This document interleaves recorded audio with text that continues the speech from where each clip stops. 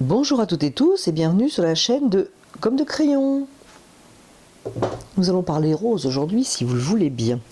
Alors l'aquarelle à mon avis est vraiment le médium qu'on ne peut pas lâcher. Si on s'arrête pendant 6 mois, on perd énormément de pratique et d'habileté.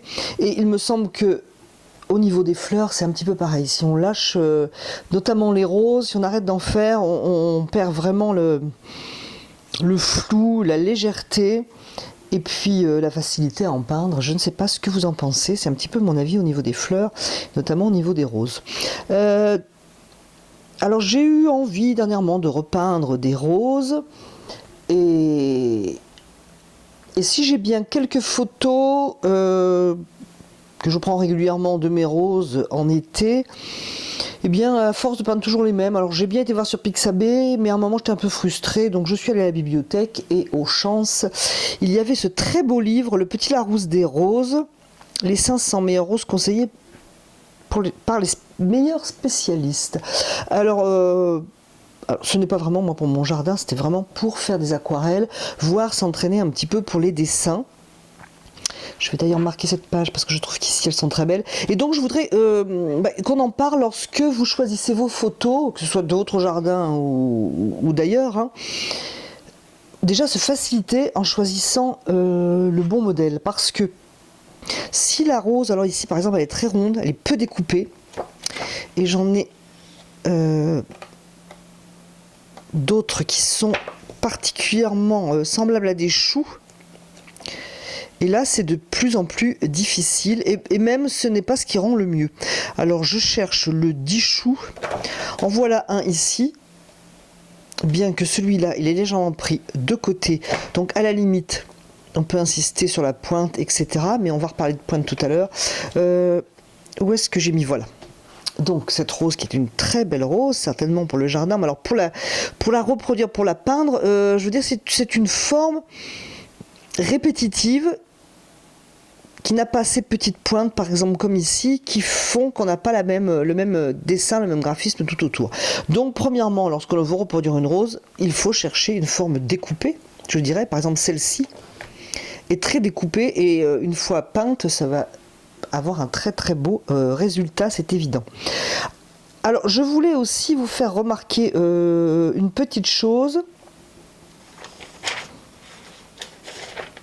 Alors je prends un brouillon, c'est qu'en fait, donc si on dessine quelque chose de très rond comme ça, vous avez bien compris que le résultat ne va pas vous satisfaire à mon avis.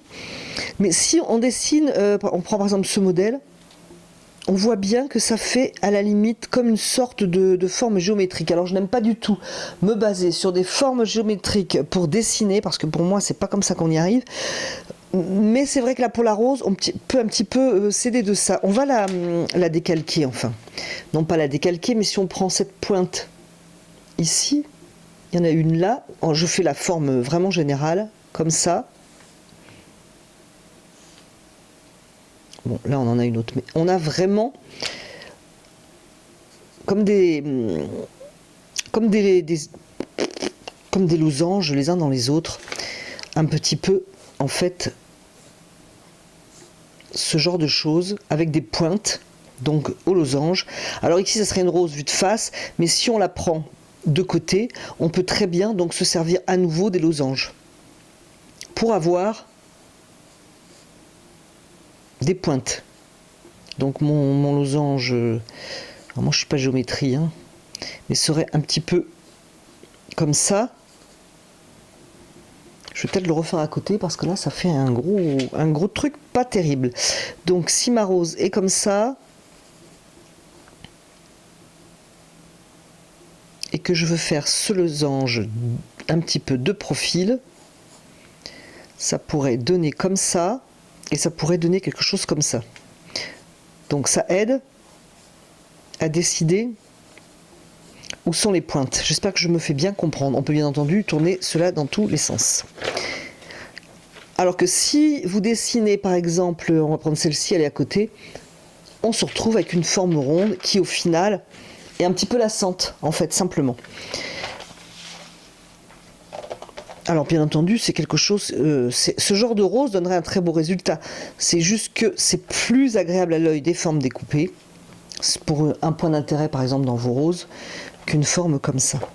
Alors il y en a bien sûr d'autres, celle-ci est vraiment très très belle aussi, et on remarque qu'on peut à chaque fois effectivement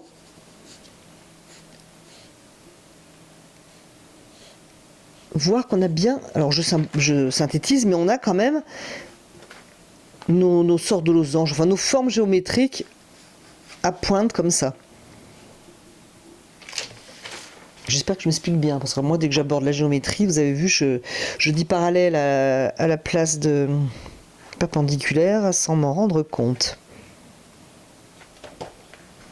Alors je voulais vous dire ça à propos donc de ce très beau livre qui je trouve est très très pratique si on veut dessiner des roses ou peindre des roses. Donc je le feuillette rapidement avec vous si cela vous intéresse.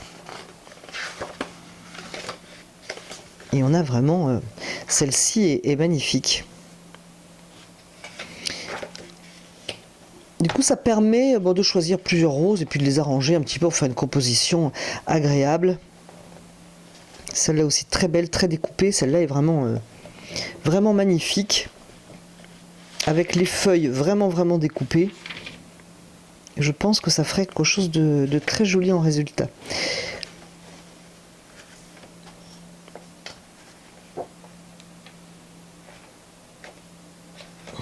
Alors bien sûr, ce genre de rose à la forme donc moins découpée peut donner quelque chose d'extrêmement flou et d'extrêmement agréable si on floute un petit peu tout ça et que l'on arrive à faire tourner à l'intérieur. Voilà qui est aussi très joli ici.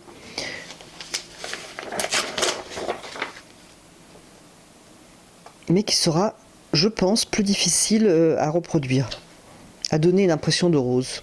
Moins lassante, moins chou.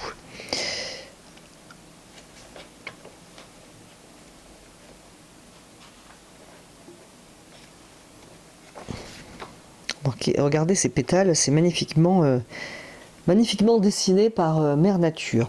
Donc voilà ce très très beau livre. Je ne sais pas de quelle année il est, 2016. Voilà, donc un très très beau livre. Je vous donne le prix, tiens. 19,95. C'est un livre que j'ai eu à la bibliothèque, mais je pense que je vais l'acheter incessamment sous peu. Alors toujours au niveau des roses,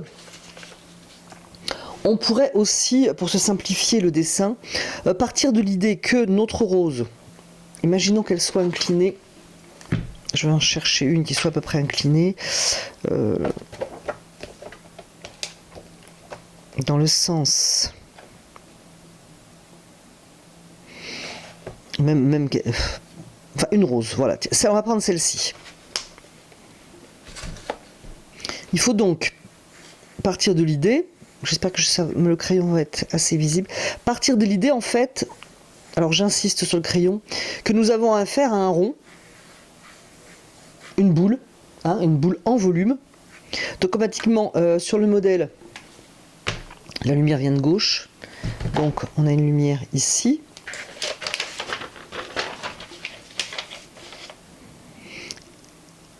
Et on a, je dirais, un axe quelque part si on devait passer un axe, genre un petit bâton par exemple, du cœur à la tige, imaginons. Donc le cœur étant ici, le bâton passerait à peu près là par exemple. Et du coup tout tourne autour de cette boule, il faut bien penser que c'est une boule, on a les pétales qui vont tourner. Si l'on imagine que l'on a une boule, il me semble que c'est déjà plus facile à représenter les pétales. Alors j'espère que vous y voyez clair et que mon propos pourra vous aider, parce que là ça ressemble à un gros chou, mais je vais le repasser avec un stylo rouge. Bon, une coupure comme d'habitude, cet appareil photo commence à me à me poser problème. Donc j'ai repassé au rouge, au stylo rouge, les traits que j'avais fait au crayon pour que vous puissiez mieux voir. J'espère que vous verrez mieux. Et du coup, il me semble que ça aide énormément pour dessiner la rose. J'espère que vous verrez. Et du coup, avant que ma caméra coupe, on pourrait, si vous voulez, faire ça avec tout un tas de roses. Donc une forme ronde, une sphère. On décide où passe ce bâton virtuel, imaginaire. Donc du cœur à la tige, et cela permet de donner l'inclinaison et après de faire tourner les pétales autour. Voilà, j'espère que cela va vous aider et pourra vous aider. N'hésitez pas à me donner vos avis, je les attends avec impatience. Et je vous remercie d'avoir regardé, écouté cette vidéo et je vous dis à bientôt sur la chaîne de Gomme de Crayon.